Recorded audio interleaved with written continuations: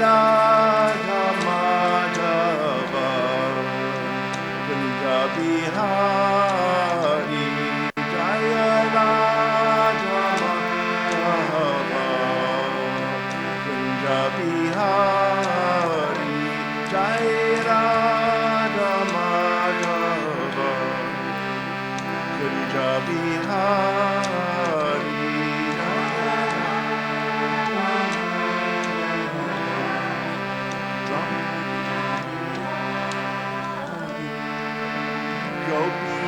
Janavalabha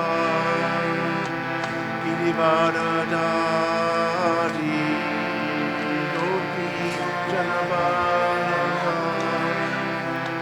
Girivaradari Gopi Janavalabha Girivaradari Gopi Janavalabha Girivaradari Yashodanandana Bhajana Ranjana Yashodanandana Bhajana Ranjana Yashodanandana Bhajana Ranjana Yashodanandana Bhajana Ranjana Jamuna Tira Vanacha Hari Yamuna Tira Vanacha Hari Jamuna Tira Vanacha Hari Yamuna Tira Vanacha Hari Jai Radha Madhava Bihari Jaya Radha Madhava Kunja Bihari Jaya Radha Madhava Kunja Bihari Jaya Radha Madhava Kunja Bihari Janabalabha Girivaradari Gopi Janabalabha Girivaradari Gopi Janabalabha Girivaradari Gopi Janabalabha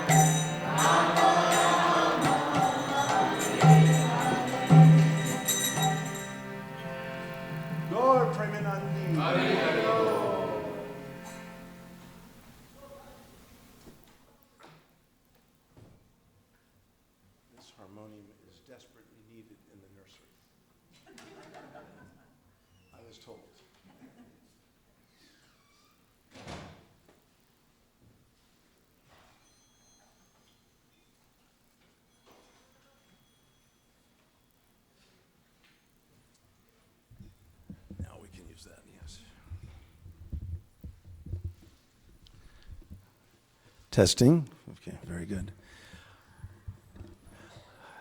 Hare Krishna. Everyone's very excited here. I've noticed that. It's a lot of excitement here. It's good to be back. I'd like to thank Kishore Shyam for helping to make the arrangements here with Vaisheshikaji, who is not here, but with whom I've been in contact. And it's a delight to be back after a year, I think, or almost a year. Almost a year. So I thought I would just read. My talk has to be cut a little short because we're rushing me up to San Francisco to do another Sunday Feast talk. But I think to 4:40 we've got some time.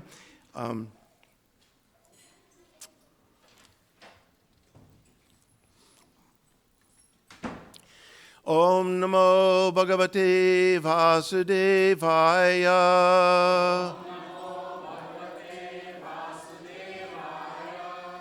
Om Namo Bhagavate Vasudevaya.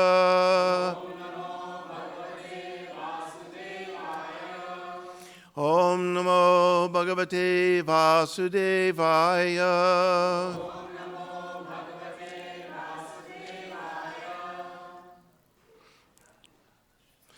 So in the interest of time, we won't chant the Sanskrit, but I'll simply read a translation from Canto 1, Chapter 5, verse 22.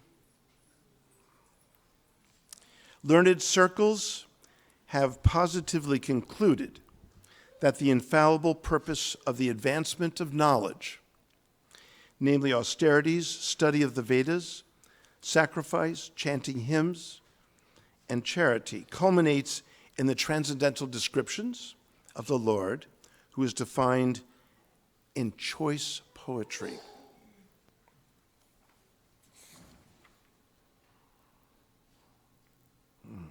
Uttama Shloka. Purport. Human intellect is developed for advancement of learning in art, science, philosophy, physics, chemistry, psychology, economics, politics, etc. By culture of such knowledge, the human society can attain perfection of life. The perfection of life culminates in the realization of the Supreme Being, Vishnu. The Shruti, therefore, directs that those who are actually advanced in learning should aspire for the service of Lord Vishnu. Unfortunately, persons who are enamored by the external beauty of Vishnu Maya do not understand that culmination of perfection or self-realization depends on Vishnu. Vishnu Maya means sense enjoyment, which is transient and miserable. Vishnu Maya means sense enjoyment, which I just read that. Okay, we'll read it. Those who are entrapped by Vishnu Maya utilize advancement of knowledge for sense enjoyment. Sri Narada Muni has explained that all paraphernalia of this cosmic universe is but an emanation from the Lord out of his different energies, because the Lord has set in motion by his inconceivable energy the actions and reactions of the created manifestation. They have come to be out of his energy. They rest on his energy, and after annihilation, they merge into him. Nothing is, therefore, different from him, but at the same time, the Lord is always different from them. When the advancement of knowledge is applied in the service of the Lord, the whole process becomes absolute. The personality of Godhead and his transcendental name, fame, glory, etc., are non-different from him. Therefore, all the sages and devotees of the Lord have recommended that the subject matter of art, science, philosophy, physics, chemistry, psychology, and all other branches of knowledge should be wholly and solely applied in the service of the Lord. Art, literature, poetry, painting, etc., may be used in glorifying the Lord. The fiction writers, poets, and celebrated littérateurs are generally engaged in writing of sensuous subjects. But if they turn towards the service of the Lord, they can describe the transcendental pastimes of the Lord.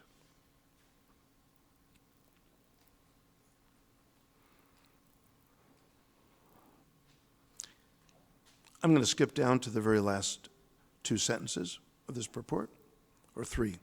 All knowledge not engaged in the service of the Lord is but nescience. Real utilization of advanced knowledge is to establish the glories of the Lord, and that is the real import. Scientific knowledge engaged in the service of the Lord and all similar activities are factually Hari Kirtan, or glorification of the Lord.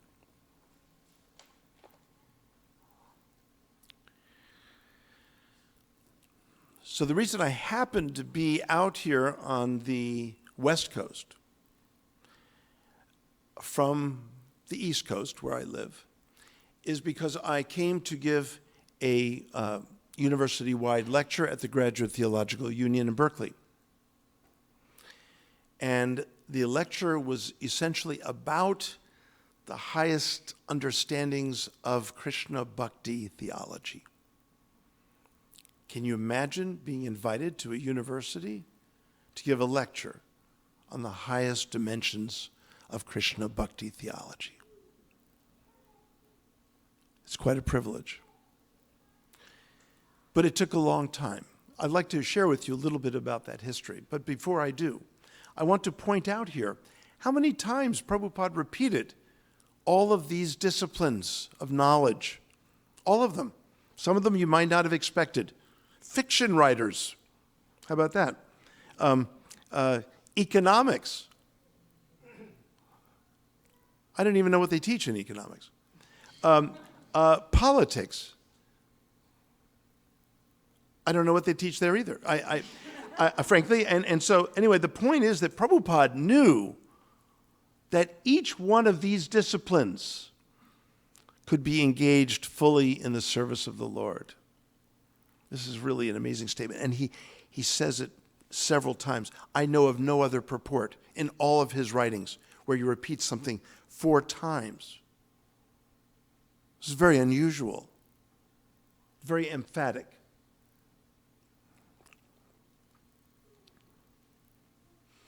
I remember in the early days of the formations, the movement was blossoming and growing under Prabhupada's tutelage and his presence, physical presence here. And back in 1972, 1973, I really am getting old. In any case, it's best if I don't recite the dates. But back in those days, Prabhupada was so intent on having at least a few disciples who would be able to address the intellectuals. And he himself was so pleased that when he produced the first unabridged Macmillan Bhagavad Gita, a prestigious publishing company, he was so pleased at the dozens and dozens of appreciations and endorsements from scholars. He was thrilled by that. And what most of the scholars appreciated about Prabhupada's scholarly presentation, what they appreciated about it was the authenticity of the presentation. The way in which Prabhupada came and represented a long lineage of teachers and teachings. And here was, the embodiment of that lineage that came out of India for the first time and produced a Bhagavad Gita that was uncompromisingly faithful to the Bhakti tradition, the very tradition that ultimately the Bhagavad Gita wishes to highlight. So Prabhupada, in 1975, many of you may know the history, where Prabhupada decided, in the middle of his translating the Bhagavatam, he decided that he felt this urgency to translate the Chaitanya Charitamrita by Krishnadas Kaviraj Gosvamin. And I can speculate, I think reasonably, that Prabhupada wanted us to have this so desperately because it was through this text that we would be able to gain the Bhakti Valochana, the eye of bhakti, to be able to really, really appreciate the Bhagavad Gita and the Srimad Bhagavatam. So this was an extremely important event, and he put the BBT through an enormous amount of austerity and tapas at the time, where they were producing one volume every couple of weeks. And there were a total, back then, of 17 volumes. Sometimes they did a volume in a week. The artists were up all night, all day, all night. People were serving them prasadam, doing anything, the designers, the typesetters, everything. It was just a major, quite a miracle, really. I've never heard of anything like it before or since. And while those books were coming out, there was another devotee in the ashram. He and I would sneak out together in the hallway of our ashram, across the street from the temple in Philadelphia.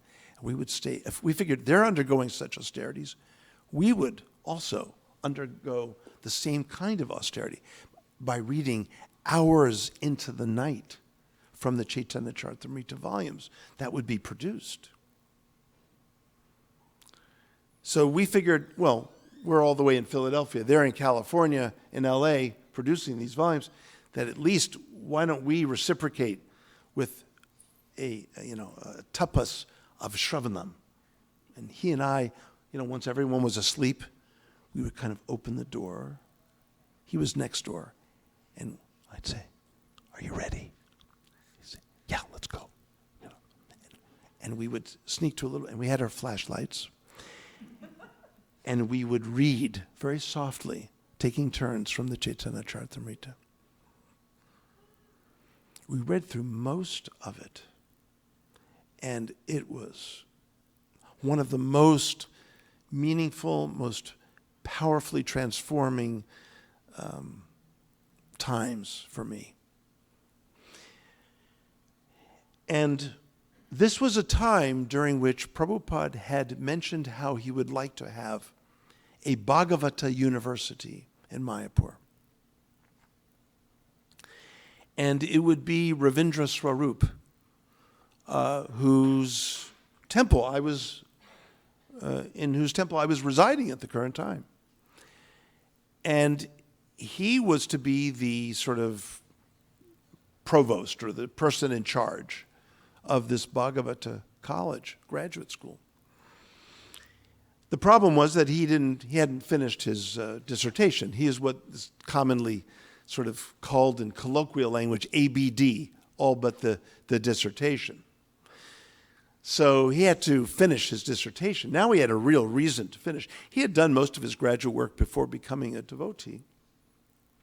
And so once he was a devotee, he wasn't very much motivated to, continue on in this program, getting a doctorate of philosophy from Temple University. But now he was motivated. So he had me run the whole temple while he was writing his dissertation. And Prabhupada came to Philadelphia for Rath Yatra that summer. And we had many morning walks with Prabhupada. He came for, of course, Rath Yatra. Even my parents came up and met Prabhupada at where the carts would finish in the park. And many hours I spent with Prabhupada in his room. And there's an event there that I'll have to share with you. But first, I would like you to know that Prabhupada, at that point, was beginning to think about this education, how important education was. Well, fast forward a little bit. Ravindra Swarup said, look, if I'm going to be finishing my doctorate to be heading up this college, why don't you finish up your BA, which you dropped out of? I was at Johns Hopkins University, and I dropped out to become a devotee at 19. I went to college a year early because I dropped out of high school. Now, if you could withhold any laughter at my rather treacherous events. Yes, I am a high school dropout. Okay, so I'll just come right out and okay, fine. Have your laugh, and that's fine. But I went to college a year early, and no one knows how I did it. I don't even think Johns Hopkins knows. I think it was sort of an accident. They admitted me accidentally. So I went when I was only like 16 years old, and 17, moving on to 17.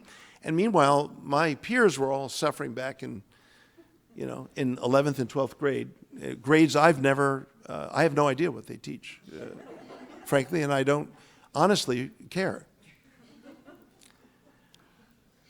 But so I had done 3 years, but then I went to India, and I had a transforming experience there, and I was in Vrindavan. I landed in Vrindavan quite accidentally on Janmashtami Eve. I did not even know I didn't know what Janmashtami was.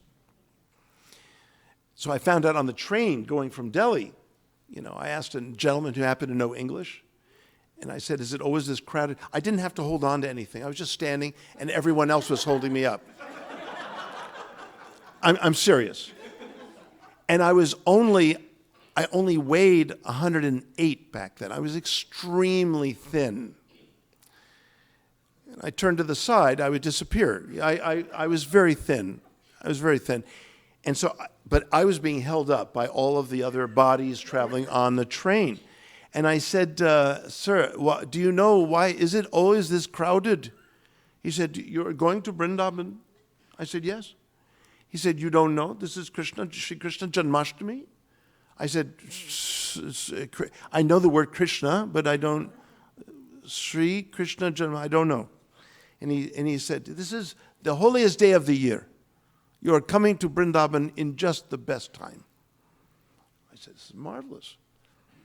Anyway, we don't have time for all my stories in Vrindavan, but suffice to say, I came back from India after 3 months, and I went right to the temple and became part of the ashram. But in fact, I went to the front door of the temple, and at this point I was shaven. I was shaven in Vrindavan, and a young lady came to the front door, and she said, oh, Prabhu, where are you coming from? I said, well, I just came from Vrindavan. She said, oh, New Vrindavan? I said, I know of a New Delhi. I don't know of a New Vrindavan. She said, Vrindavan? I said, no, just one, Vrindavan. And she just ran off to get the temple president to meet with me, because she had never met anyone who came from Vrindavan. I was trying to tell her that actually I wasn't from Vrindavan. I just visited. Anyway, she was a little impetuous, and so she got the temple president. And ever since then, I started my very serious practice of bhakti. But fast forwarding again, during 1975, that time when Ravindra was to be the director of this program, he said, why don't you be my first student? But you, like me, you have to finish up your BA, and I have to finish up my PhD. So you can be my student. I said, that sounds good. That sounds like a program. Yeah, a plan, a good plan. So I started, I went to I spent $30, which is a lot of money back in those days, to speak to a college counselor downtown Philadelphia at a very prestigious private school, a director. And he told me, and I went in full regalia, and I said, I'm thinking of going back to school, but I don't want to go back to Johns Hopkins. I want to go to a place where they focus more on yoga philosophy and Vaishnava traditions. And he looked at me. He was very distracted by my dress, very distracted, I could tell. And he said, you will not successfully enter any school. I said, well, how would that be? I have 3 solid years at Johns Hopkins, pretty good grades, and why wouldn't I? He said, no, it will not happen. You will not find what you need, and they will not let you in. I said, but why? And this is how I spent my money. Well, I ended up getting into American University, where they let me take all 8 courses of the year as independent studies. So I could just come down from Philadelphia once a week, sit with my professors, and go back the next day. This could not be done today. And so much for this $30 I spent. And, I told him about my aspirations to go on for a PhD, and he said, it'll never happen. So then I got into University of Chicago PhD program. And then after that, I got into Harvard PhD program. I've been looking for this guy. I've been looking for his address. I would like to tell him that I would like a refund of my $30, plus interest. If any of you meet him, please let him know I'm looking for him. But in the Chaitanya Charitamrita, in that hallway, that dark 3rd floor hallway in which we would read the Chaitanya Charitamrita, we were reading chapter 7 in the Adi Leela early on, how Mahaprabhu Gauranga took sannyas for one reason, one essential reason. He took sannyas because in this way, from that position, he would be able to be respected by the intellectual part of society. And he could then speak in a way that he would be received. They would respect him. He could then communicate with them. This is why he took up the danda. This is the explanation given. Well, these days, if you walk around with a danda in the university, you're going to be looked at as some sort of peculiar anthropological phenomenon. And that's interesting, but people will kind of keep you in that box, and no real exchange of ideas that could influence Western civilization would take place. I realized, especially with Prabhupada's interest in a Bhagavata college in Mayapur, I realized that the PhD was the danda of the age. And since I had already begun going back to school, despite the fact that Prabhupada canceled, or somehow the Bhagavata college idea was canceled, but Ravindra Swarup continued to working on his PhD while the load of the temple was on me. And back then, to be pretty much the manager of a temple meant you pretty much did everything. It was one of the trucks got broken for distributing books, you got it repaired. There was no one to do the Raj Bhog offering, then you did the Raj Bhog offering. I did everything but play the mridanga. I never learned how to play mridanga. No. It's the only thing I didn't do. Everything else I did. Deity worship, everything.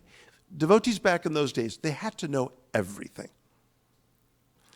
So it was good training, good tapas. So I said, well, so why am I still in school? If the Bhagavata college is canceled, what am I going to do?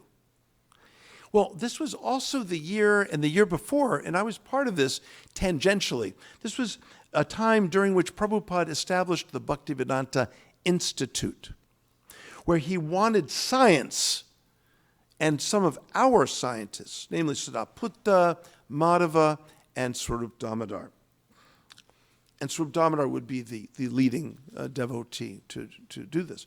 So Swarup Damodar, all three of these devotees had degrees in science, in different areas of science. Sariputta in mathematics, Madhava in, I think, chemistry, and Swarup Damodar in chemistry. Yeah, thank you. I wasn't sure what it was, but yeah, it's chemistry. So maybe Madhava did something in biochemistry. I don't know. Anyway, these are realms of which I know nothing. So, what's that? Analytical chemistry? Very good. Well, I'm glad someone here can help me out here with this. Yeah. So these three men came together in the Bhaktivedanta Institute, and I sort of was part of that, and so was Rupanuga Prabhu early on, and so on. So I was finishing up my BA at American University, and I said, well, if Krishna wants this, maybe I should just see what happens if I were to apply to the top universities in my field, and start right out by saying, I am a devotee and an initiated priest of the International Society for Krishna Consciousness. This is my first statement on your statement of purpose. Now, these days when I advise devotees applying to university programs, I don't advise them to do that, okay? Rather, there are other ways to move into that sphere, you know, in a way. But I was so insecure, I wanted them to know that that's where I'm coming from, and if you don't like that, I don't like you. No, so you don't want me for who I am, I don't want you. Okay, because no one ever had done this. The only devotees with doctorates or doctorates in the works were devotees who had already done all that work previously and was just finishing up. No one had gone back into the university with the expressed purpose of being an expert on who we are and in what we do as Krishna Bhaktas. Well, amazingly, I got admitted to the University of Pennsylvania and to University of Chicago. So I went to the University of Chicago. And I didn't even appreciate at the time how unusual it is to go right into a doctorate without having a master's. And so I was doing that, and then Rupanuga Prabhu, who was communicating with Prabhupada about my doing this, Rupanuga called me up one day and said, look, you know and I know how an amazing place University of Chicago is. But he said, I don't think anyone else is ever going to do this. No one's crazy like you are. So I know you're on the track to get a PhD at University of Chicago, but not many people in the masses appreciate that. So you have to go to Harvard. I said, you just expect me to just like flip over, just like drop into Harvard? He said, yes. So I applied to Harvard, and I got into Harvard for a second master's degree. So I got a second master's degree there and figured, okay, I got the Harvard thing that he wanted me to get. I'll come back to Chicago and get the PhD. Well, then I got distracted by a whole Smithsonian Institution grant and went overseas, and it turned out I couldn't really return to Chicago. There were problems, there were political problems. And so I called up my advisor, former advisor at Harvard, and I said, is there any way you can let me back in? This is during the summer. He said, oh, we'd love to have you back. We'll put together a special admissions committee for you. This was so strange, in the middle of the summer. You know, most people apply in the fall and they don't hear until the March. They put together a special committee to let me in to the university there, and they put me in a third master's degree. That's why I have 3, okay? And I don't want to like conduct an auction here at all, but if one is for sale, if anyone's interested, speak to me privately, okay? No auctioning here. That'd be rude, and I don't think Vaisheshika would like that very much. So here's my point. So I ended up going back to Harvard and then going into the doctoral program at Harvard in comparative religion with a specialization on Vaishnava or Krishna Bhakti theology. So this is, you know, devotees had just never done this before. And there was no other devotee with a specialization in Krishna Bhakti theology. The closest thing to it was Ravindra Swarups, who was getting a doctorate in philosophical theology. And he was doing, Wittgenstein and process theology and all kinds of weird stuff like that. Nothing to do with Krishna, really. But he ended up moving his dissertation to something relevant because he had become a devotee. So it was a long haul. It was a long haul. And for years, devotees, had this repulsion with the idea of moving into society and doing what this very purport says to do. All of these disciplines, all of these academic disciplines, without exception, are Hari Kirtan. Now, I'm not smart enough to figure out how to do Hari Kirtan with economics. But there are other people here and elsewhere that would know how to do that. Krishna knew it's pretty simple. Keep it Krishna Bhakti. Strictly, Sanskrit studies, read, do a dissertation. My dissertation was on the Bhagavata Purana. My first thesis, Prabhupada saw. He flipped through it and read my letter, and he was in Vrindavan during his last months. But I sent him my thesis I did for the University of Chicago on the Chaitanya Charitamrita, correcting scholars' misconceptions about the Chaitanya Charitamrita. So these paths, these intellectual paths, are just incredibly valuable. And now since my time, and they call me the pioneer and all that, but since this time, there are now devotees with degrees and doctorates in the very area in which I have focused. And miraculously, I've been on their dissertation committees. I've been their advisors. In fact, I got one right here. No, it's you, Kishore. Yeah, that's you. Yeah, exactly, right? So right here at Graduate Theological Union. Now, let me tell you something magical about the Graduate Theological Union. Prabhupada went to so many institutions in Europe, in America, so many academic places, and spoke. In fact, one of them was at Harvard. And in fact, I held a whole 40-scholar conference at Harvard 3 years ago during my sabbatical. 40 scholars from around the world came to focus their studies and write papers on the Hare Krishna movement. It's sort of a 50-year kind of retrospective, looking at 50 years. What was it called? The Worldwide Krishna Movement. This is the title I gave the conference. The Worldwide Krishna Movement, half a century of growth, impact, and change. And this is a book that I'm planning to get published by a major academic publisher. And this is in the process now. But what an amazing sight it was to see these second-generation devotees show up, I mean, not just one or two, but maybe 8, 9, 10.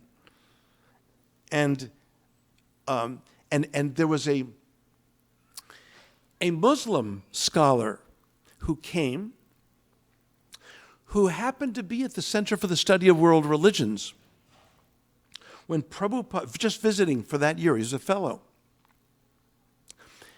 An Indian gentleman, a Muslim scholar in America, getting his doctorate, and I think University of Michigan, I'm not sure, somewhere there. He was a fellow at the Center for the Study of World Religions, where I was a resident fellow later. But the year that Prabhupada came to lecture at Harvard was 1969. And he lectured in the Sperry Room in the Harvard Divinity School. And this is where we launched the conference. And I had him get up as one of the keynote speakers to remember what it was like encountering Prabhupada in this room. It was very moving. It was really moving. And even as a Muslim, he said this was one of the most powerful experiences he'd ever experienced in his whole life, encountering Prabhupada. He's a Muslim, and he is valuing this Vaishnava. So anyway, this will be in the book, and so I'm not going to tell any more of that story. But what an event. So Prabhupada would go to universities such as Harvard, Boston University, all around the country. When he came to the Graduate Theological Union in Berkeley, it was the only place he said, "We should be here." Those are his exact words. We should be here. The only reason I take the trouble to fly over the whole country to come here and to teach at the Graduate Theological Union, when I have a full-time job there, some people don't think it's full-time because I only show up at the university for 6 hours a week.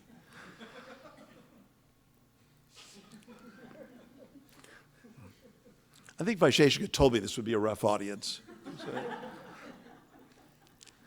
And they only give you 4 months off during the summer. And so I find that very...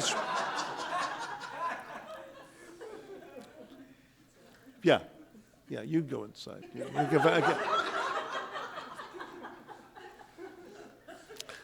But all of you must know that the pressure to write and publish, right? That's what you're doing all of the time when you're not at the university, right? Publish or perish. Well, I'm past the perishing part, but the point is that the passion for publishing comes from Prabhupada, not from the academics, for me. Prabhupada said, the purpose of ISKCON is for the writing, the publishing, and distributing books. And everything points to that. Everything points to that. It doesn't mean that the other things that point to it aren't important. Oh, no. All of it is very important. This does not diminish all of the beautiful seva that everyone does in this society. But that these are the essential sort of, this is where it points to. So the reason I take the trouble to add extra time with students and work and so on is because Prabhupada said, we should be here. Now, I take that really seriously. The whole reason I have this work as a professor, university professor, author of several books, published over 100 items of articles, chapters of books, and so on, all these years, teaching for over 30 years, the only reason I've been doing that is because Prabhupada wanted me to do that. And if I hear that Prabhupada wants us to be at the Graduate Theological Union, which is right up the street from here, then I take that very seriously. Something magical is already happening at the Graduate Theological Union. You only have to speak to one of your own congregational members here, Kishore Shyam, to hear more about it. But suffice to say that there were several attempts to establish something at the Graduate Theological Union over the years. But they failed. They weren't the right people. It wasn't the right time. Now, there is the Center for Dharma Studies. But not just the Center for Dharma Studies, the Mira and A.J. Shingle Center for Dharma Studies. These generous, extraordinarily generous people, this couple, they happen to be fairly wealthy, and they donated, they have committed millions of dollars to this center. And that's why I'm sitting here. I wouldn't be here. That's why the center's there. Otherwise, it wouldn't be there. That's why they're asking me to direct 3 major doctoral and master's degree programs. The first one is on Krishna Bhakti Studies. Can you imagine getting a doctorate in Krishna Bhakti Studies? Look, if you're going for psychology, politics, physics, forget it. Just come to my program and do Krishna Bhakti Studies, because you can take that to the grave. That's good stuff. But you know what? I'm incorrect. Prabhupada says you could take these others to the grave, because if it's used in the service of Vishnu, it is Hari Kirtan. Isn't that beautiful? It is Hari Kirtan. But I've been asked to direct a doctoral program and master's degree program in Krishna Bhakti Studies, Vaishnava Theology, a second one in Yoga, Philosophy, and Psychology. Right now, I'm working on a translation and commentary of the Yoga Sutra of Patanjali that will be published by Yale University Press. You've heard of Yale? It's a school on the East Coast. You've heard of it? No, you haven't? Some have heard. Okay. Yeah. I believe they also make locks. Isn't there a Yale lock company? They make locks? Anyway, people from Harvard don't like to talk about Yale too much. There's a little bit of the competition there. Okay, so, but that book is, and in fact, Kishore Shyam is very generously, as a doctoral student, helping me and assisting me in researching and putting together this work. And I like the way he put it to me. He said, Garuda Prabhu said, by looking at the Yoga Sutra, the whole text can best be unlocked through the eye of bhakti. It's what you said to me. I don't know, maybe you weren't feeling well that day, but it was very appreciative. And he's not generally that appreciative. So most doctoral students aren't. So anyway, but seriously, it's amazing what's happening at Graduate Theological Union. And in fact, Kishore was the first student in the Dharma Center for Dharma Studies. But there are now others coming, and we're trying to develop these programs. The third program that they want me to head up is a program on Vaishnava pastoral counseling. How to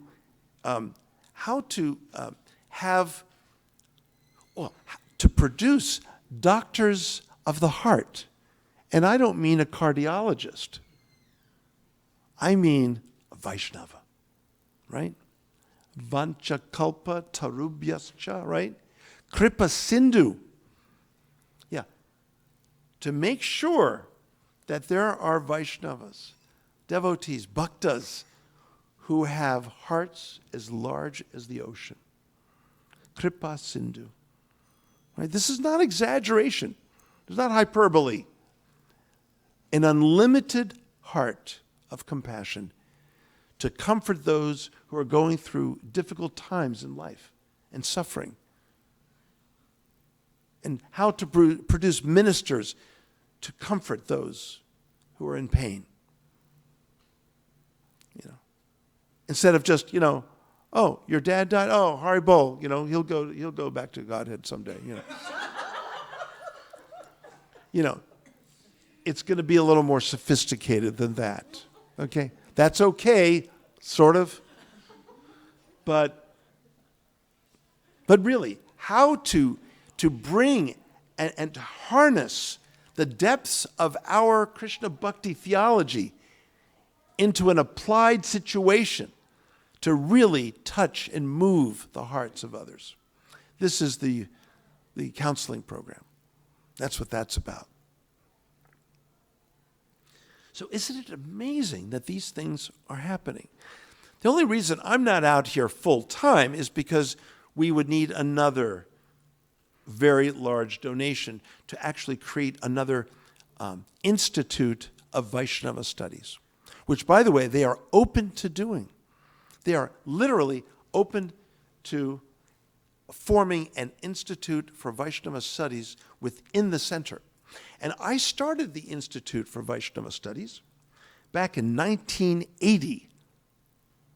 And this is when, in fact, I was speaking to Vaisheshikaji about this. And he's had me interviewed about this history. But the Institute for Vaishnava Studies was formed when I, with a few BBT Sanskritists, began the month.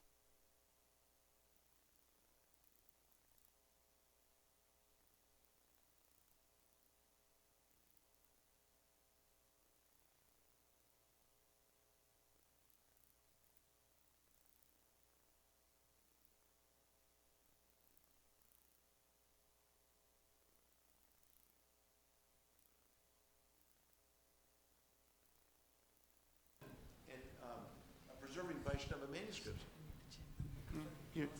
You like that? But I like that one. Can I keep it? Yeah, I want to keep it here. Okay. Yeah. Did you see he tried to take this away from me? Who does that sort of thing? I mean, I'm sure he meant well, but I have to sip this.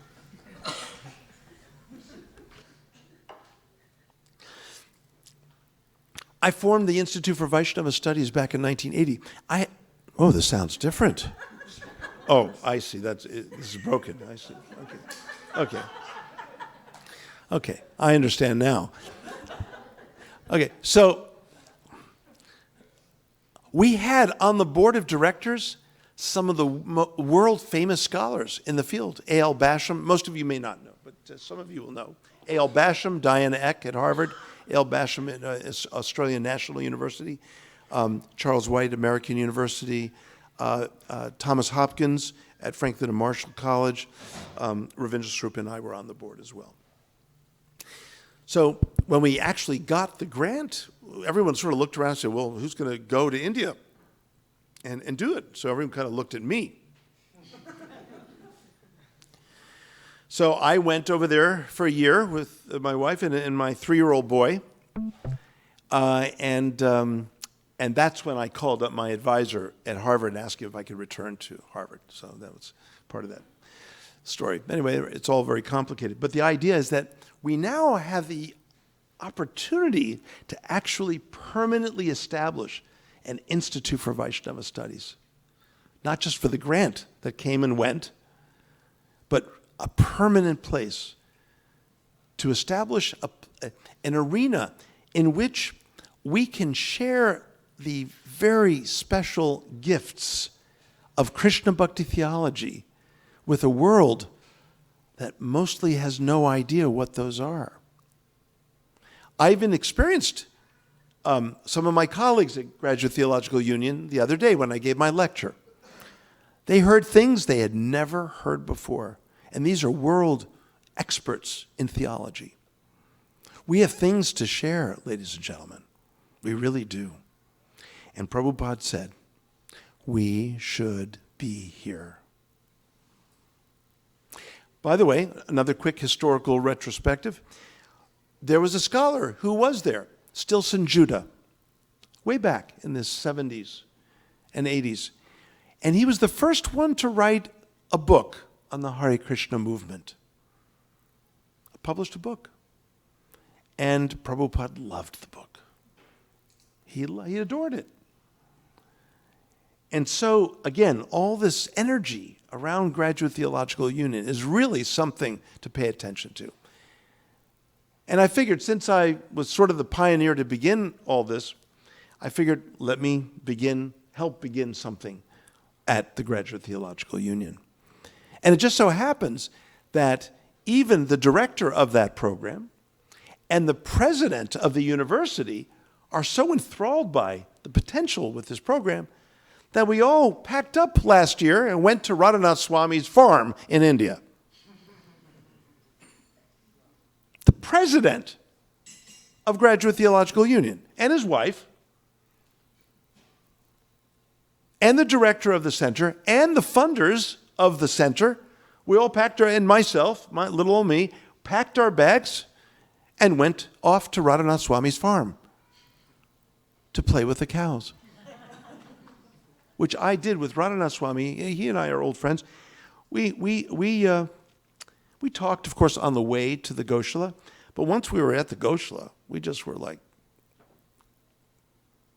sitting around in the hay with the cows. He has a funny way of relating to the cows. He sort of sits there, and he's got usually 2 cows next to him, and he usually scratches their noses like this, and he's looking at them, right? Okay. Me? I'm like chasing the little calves around, and hugging them. And, Swami's sort of looking at me like, I really got a crazy friend here, But he could see how much I loved the little calves. There was a 3-day-old calf. I mean, She was just absolutely gorgeous. I mean, just,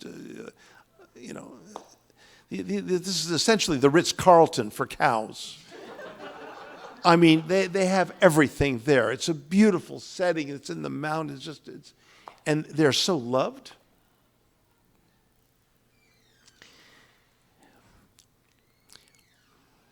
Bhakti Charu Swami, myself, and Radha Swami, the three of us were giving a talk to the whole community up on a roof above the Goshala.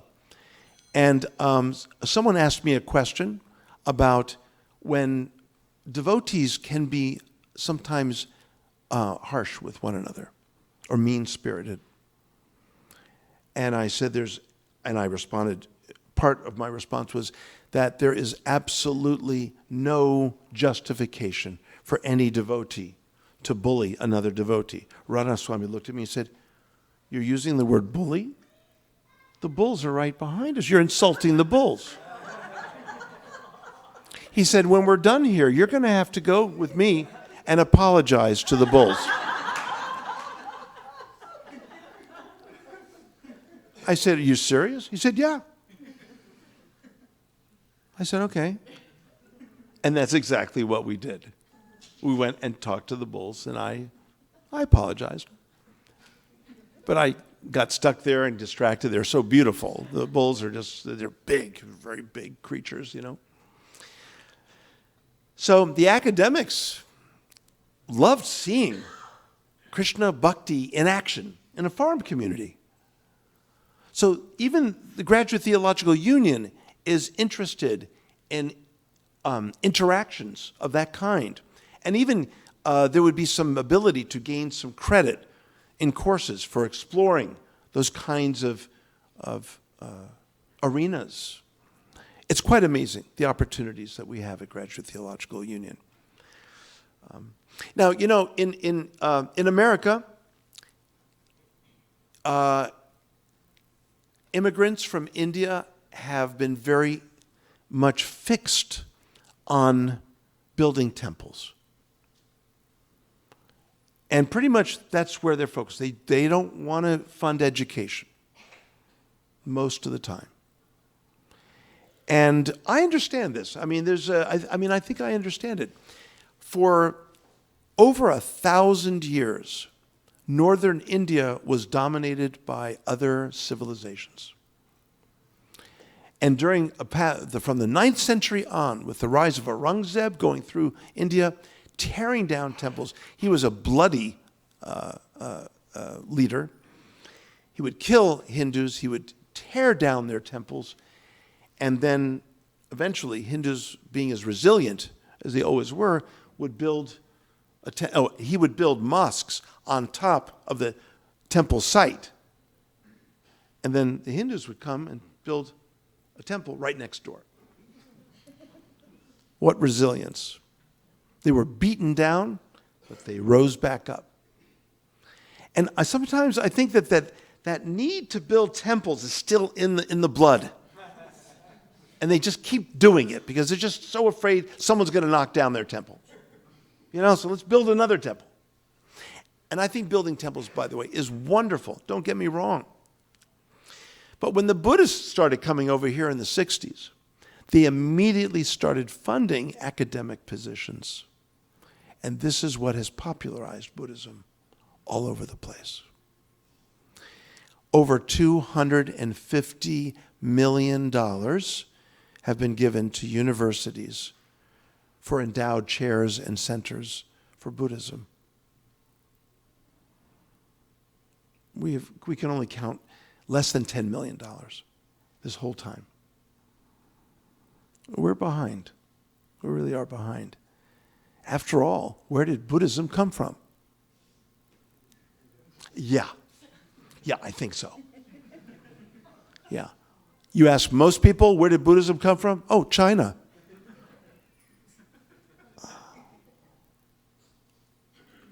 Once when I was teaching at Duke University, a student came up to me and said, "I didn't know Jesus was Jewish." I said, "Well, what did you think he was?" He said, "I thought he was a Christian."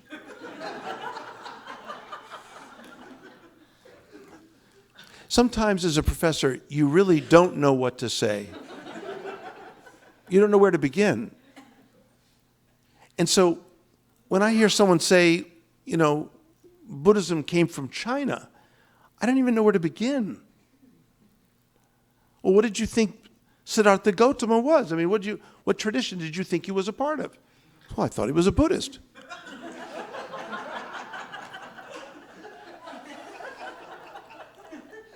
Do you see why we need education? Do you see that? It really does help to know these things.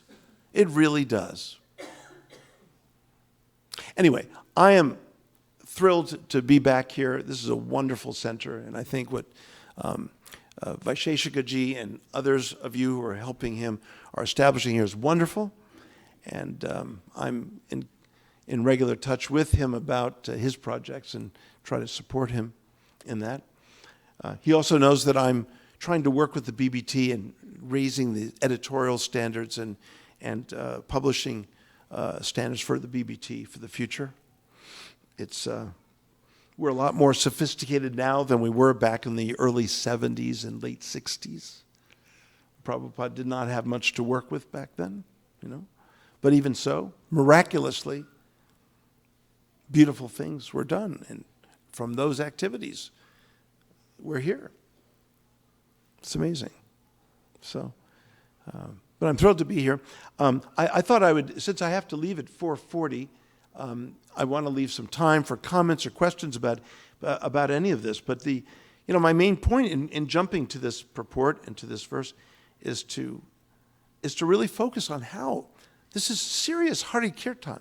Prabhupada repeats this 3 or 4 times, that these disciplines are Hari Kirtan. And this is a beautiful thing, to devote one's life to uplifting humanity by one's example of living a life that's pure and that's full-hearted, to experience what it means to purify one's heart, to undergo a practice that allows one to be more aware and sensitive of the feelings of other human beings and even other beings in general.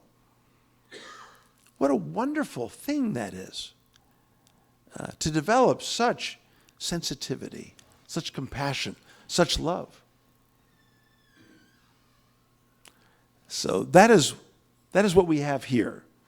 We have a place where we may cultivate further the practices of deepening the heart.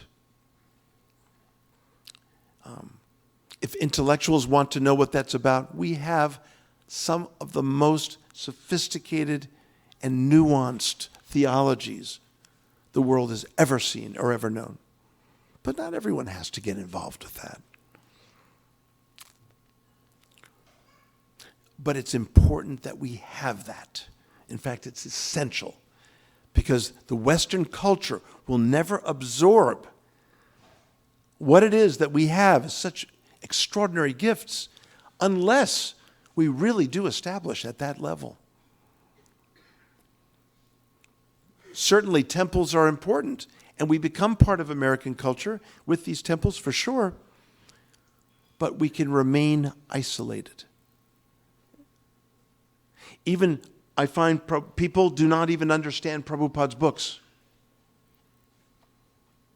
Prabhupada's books, in effect, need intellectual translations. I know this may sound funny, but Prabhupada's books need translations. The reason I came out with my translation of Bhagavad Gita was because I was using Prabhupada's Gita in the classroom for 20 years, and I saw there were a few people who always go, wow, this is the best thing I've ever read. But the other, majority of the people just had a hard time entering into it. The few that said that, these were devotees, easily. Automatic, a natural proclivity, a natural appreciation and enthusiasm for what they read. So, in fact, some might even seem a little critical. It says in the word for word, yoga, and Prabhupada will translate it below, devotional service. Well, wait a minute. That's not yoga. Excuse me, it is. You just don't know it yet. It happens to be the topmost yoga. But you see, most people don't know that. See, so Prabhupada wanted to fast track us into a life of Krishna Bhakti. Some people get annoyed by that. Some people think, well, the translation and the interpretation is being altered. So I went ahead and produced a literal translation of the Bhagavad Gita that would be published by HarperCollins, right up the street from here in San Francisco. Harper One is HarperCollins, New York, and Harper One out here. And I showed that you want to read it this way or you want to read it that way, it all goes to the same place. You need an academic, dry translation, then you've got mine. Although many have appreciated it as not so dry. They appreciate my approach, but it's a different approach. But it ends up in the same place. So, we need the intellectual and very sophisticated presentations of our practices and our visions, because they have so much to contribute to Western civilization. And these gifts have yet to be released in any full way. So that's why I'm here. And for a little vacation, I come here to see all of you. So it is nice to be here. Anyway, let me open up for any comments or questions about any of this or about anything else. I mean, really, it's all related to Krishna. You heard that right here. It's all related, right? But yeah, I'll take a question. Yeah. Oh, we have a mic. Was that the mic that doesn't work? Anyway, speak into that mic, even though it doesn't work. Hare Krishna, Prabhuji. Thank you very much for the wonderful lecture and the background that you provided. So my question is, in the present day ISKCON movement, if somebody wants to get involved in to contribute to scholarly type of services, then do we have a platform in place, or are there plans to have a platform in place so that the devotees who want to serve with such proclivities can find their way through? Yes. Thank you. No, thank you for that question.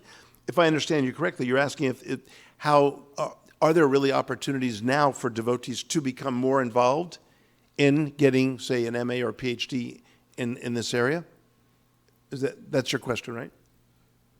The degree programs are so the degree programs are one thing, but if, for example, a lot of us have full-time jobs and we have our degrees, it becomes difficult to completely take off and pursue full-time academic programs. But still, if somebody would like to part-time learn and contribute in some ways, is that possible? Because taking off completely from the everyday activities and going into a different track. Yes. Very good, very good. Yes, we will be offering some possible online courses that you can just take for your own edification and deeper study, say, of Bhagavad Gita, for example. We're developing things for the community as well as for the degree program. So, but this is all so new.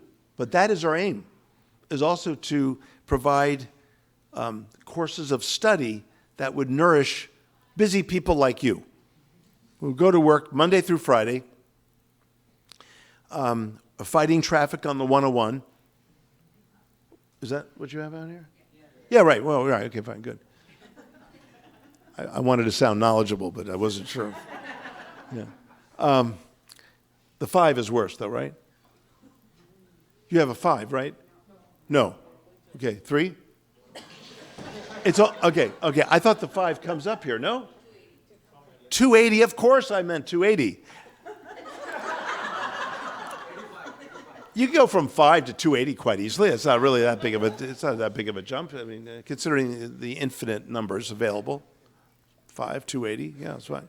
So yeah, the 280, messy. Okay, so, there will be more opportunities.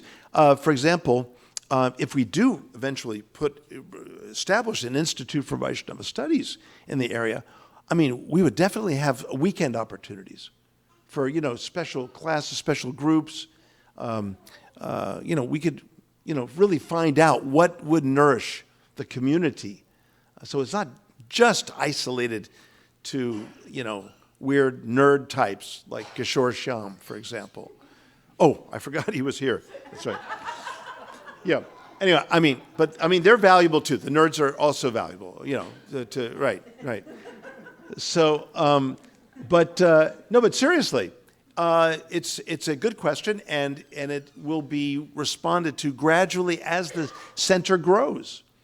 But the director of the center, and Kishore knows this, and his good wife, Hope, knows it, that she's very much oriented to not just an isolated academic exercise, but rather something that does plenty of outreach.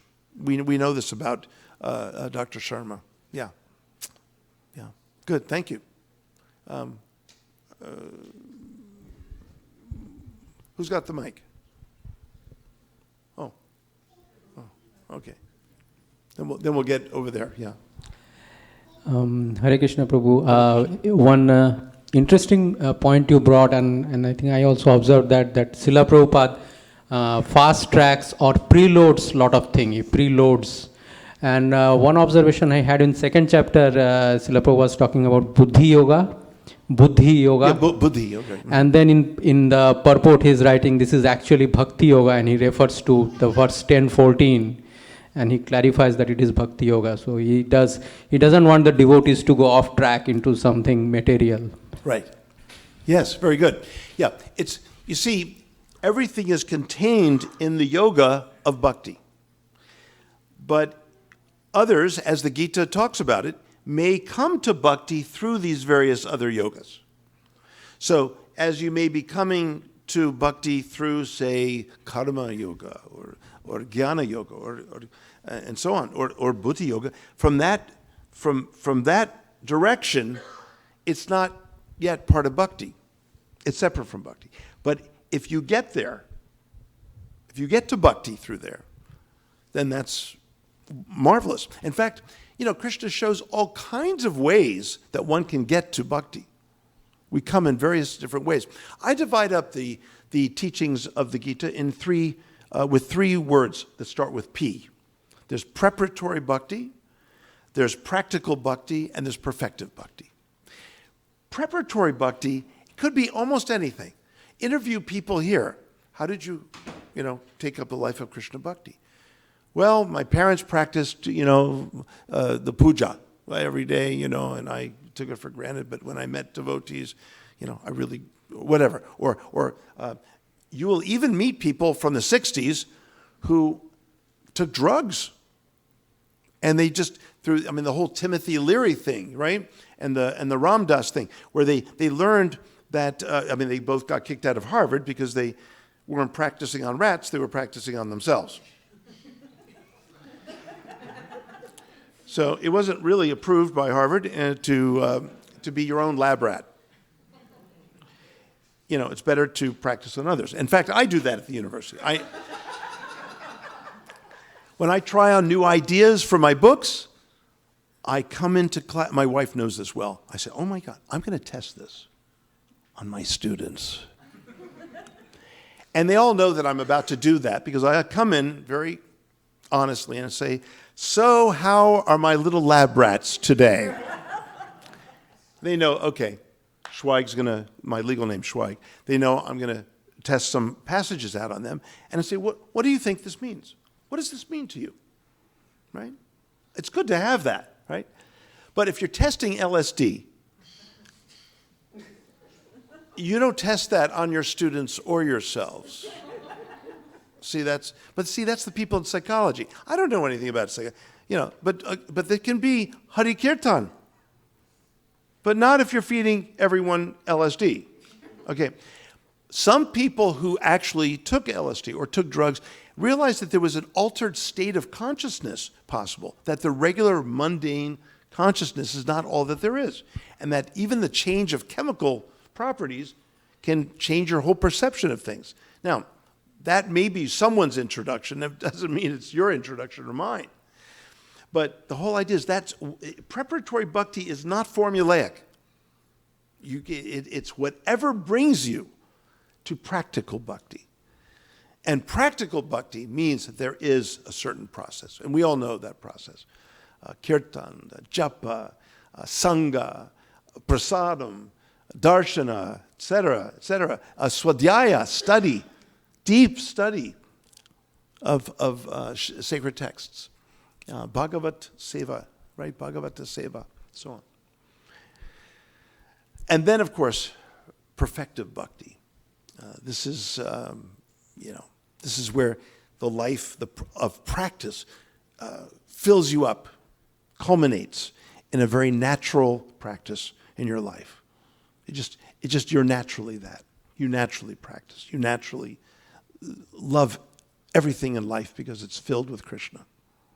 Yeah. So Buddhi Yoga, yeah, which direction?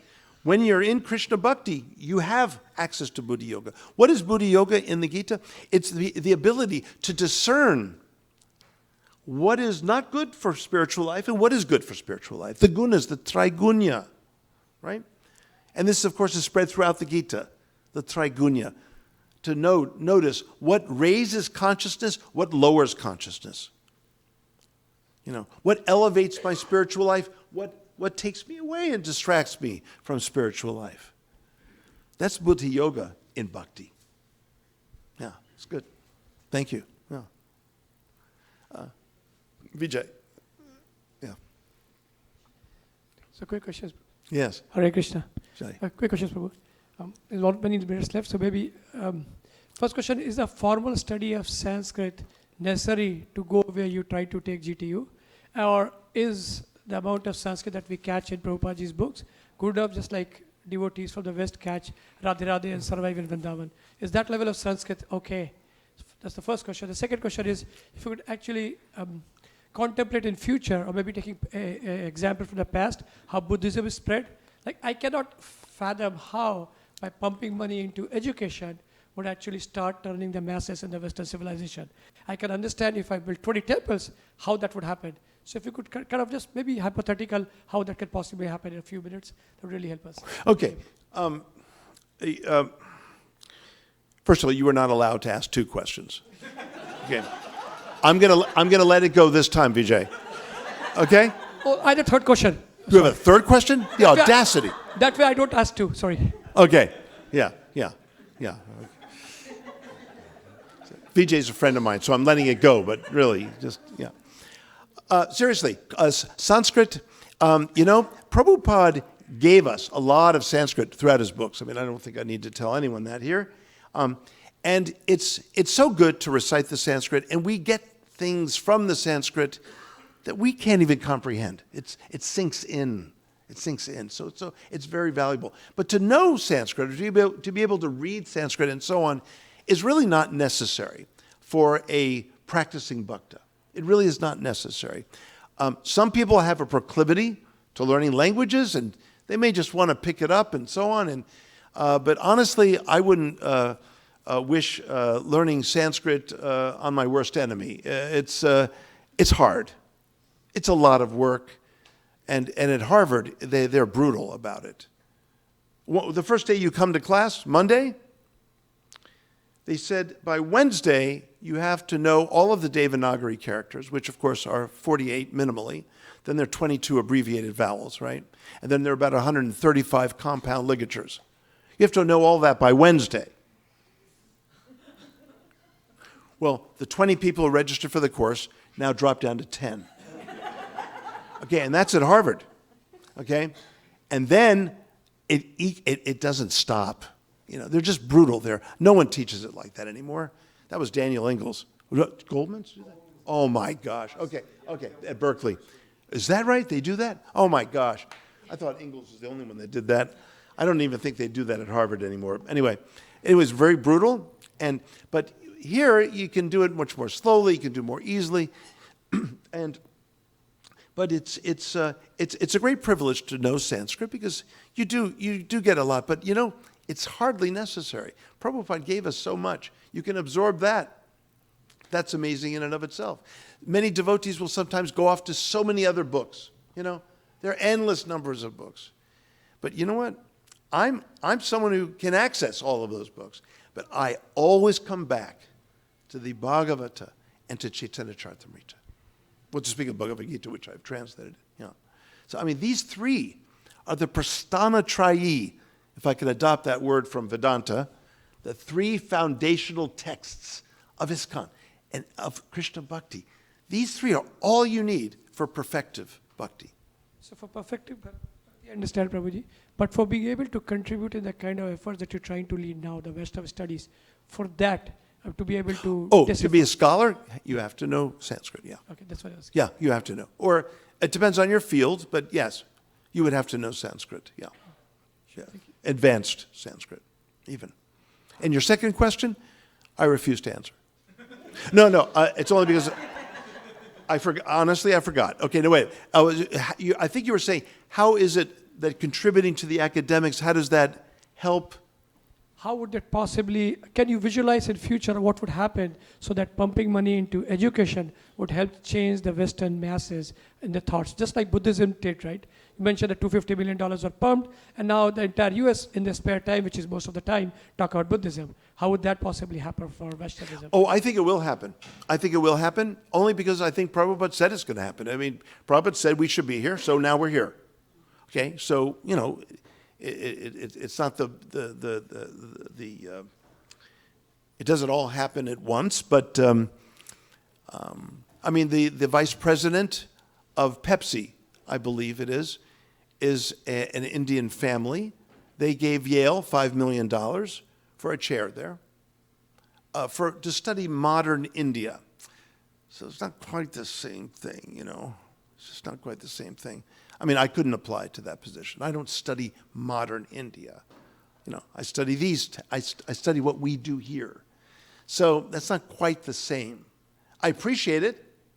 That's why I said 10 million, because the 5 here and the 5 there. But that's about it. I believe there's maybe one other one out at University of Southern California, the Vivekananda Chair of Indian Studies there for 2 million. So that adds up to about 10, But the fact is, if Prabhupada really wants this here, it's just going to happen. It's a matter of time. Yeah. And it's a privilege for me to even be at the very beginnings of it. Sure, Prabhuji. So it will spread in the education sector. But my question is, how will it go down to the masses? Is it like by people producing dissertations or presentations or TV shows? How would it actually go to the masses who are not so academically inclined? Yeah. Good question. You're sneaking in a third question, aren't you? I asked my third question first. This is the first question. He's my friend, so I can't. Okay. So, but it's a good question. The fact is, universities are the manufacturers of knowledge. And this trickles down to the rest of society. Now, you may have all heard of the California textbook problem, right? Okay. Well, you know why that's a problem? It's because we don't have enough genuine Indic studies programs here where that could be taken care of in an instant. Okay? Now, I was involved in that. I signed on a petition. I did it in Virginia. I actually called up the person involved and spoke to them, changed the whole thing just by talking to them. And I was giving a lecture at the Smithsonian, and I invited her to come up, and she came all the way from Richmond to the Smithsonian. I let her in for free, and she brought her brother, and those textbooks have now been changed. Whereas the Hindu American Foundation were working like crazy to try. She refused them. There was a battle. I called her up and said, well, hey, look, let's have, come to the Smithsonian, we'll talk, no problem. And again, it's through academic authority and gravity of awareness and knowledge of that field that will impress other parts of society in different ways at different times. It's a shame that that really, hasn't happened nearly as much as it could, really. But it's beginning to happen. And I'm grateful to Mira and AJ Shingle, who themselves have some businesses right here in San Jose and have conducted some programs here. But we need more donors. We really need more donors. They don't all have to be, wealthy donors, but, every bit helps. Every bit helps. But there's a reason why Prabhupada was so delighted by the donors the endorsers of his books. This pleased him to no end. He knew that there was so much potential there, and it trickles down to the rest of society. And that's that's what happened with Buddhism. Robert Thurman at Columbia, first chair of Buddhist studies in the whole country in the 60s. And ever since then, it's been proliferating. It's powerful. Any other comments? Thank you. Oh, time. Okay, real quickly because I'm being rushed out. Prabhuji, so my question is that since you are We'll get to you. Since you are an expert in theology, so there's certain Sanskrit word which has to be meant in a Sanskrit form to get a vibration effect or the real knowledge. Especially there is no word like yoga in Sanskrit. It has been so demolished, it's yoga only in Sanskrit in the generations. So why it has been like that? So there's no yoga but in Sanskrit. There's no yoga, the word There's no yoga in but Sanskrit? It's right there in the Shvetashvatara Upanishad, the Kathopanishad. It's there. I never Yeah. heard about that. Yeah. Yoga was being practiced for thousands of years before it was even known as yoga. So Prabhuji, maybe I think I understand where the question is coming from. Oh. Is it because of the pronunciation difference between Hindi and Sanskrit? Because the words, the letters are pronounced as it is from Sanskrit. That's why we tend to pronounce Rama rather than Rama. Is that the question? So he's saying there is no word yoga, it is yoga. Oh, that's Hindi. That's Hindi.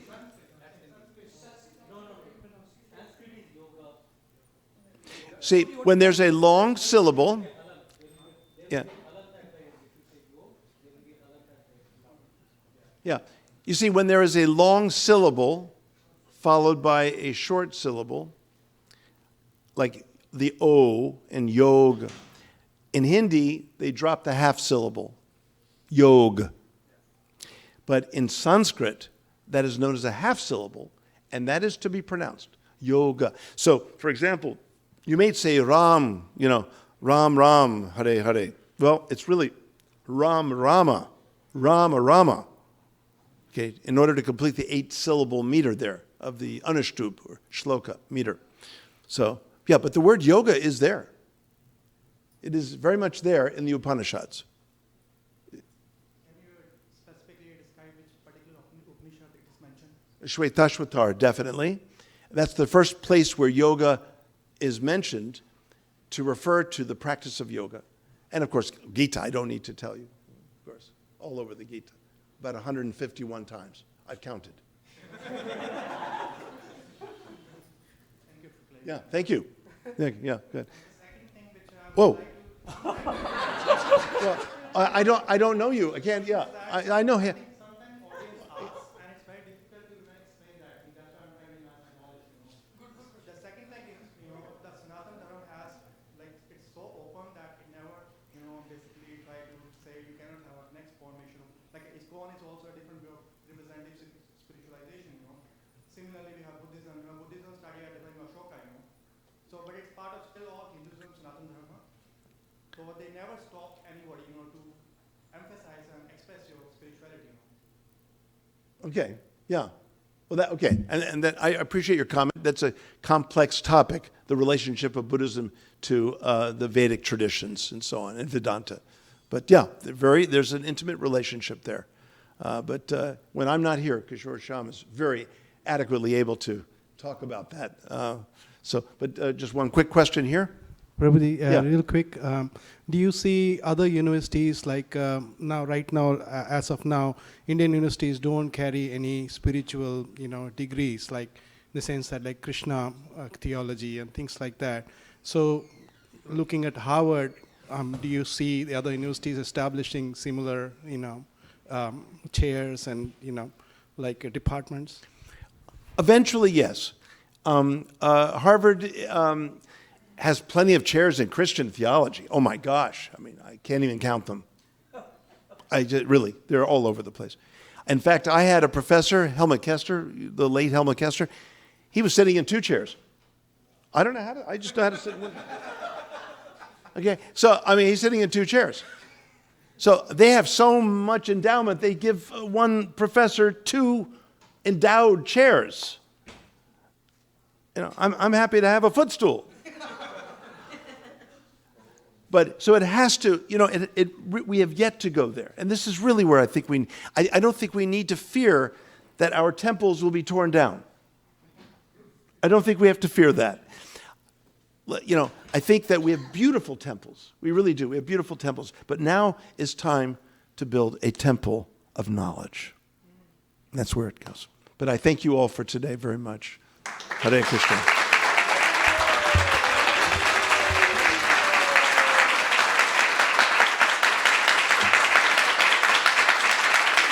Hare Krishna. Thank you.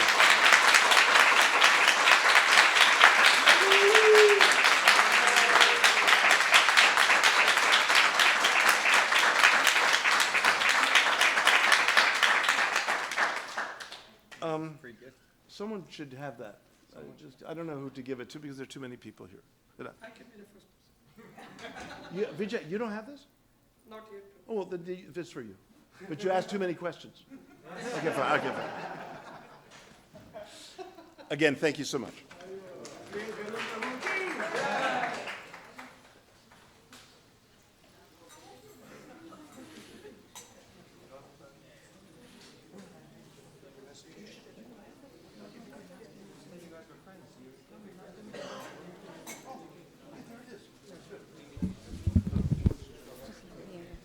Namo Vishnupadaya Krishna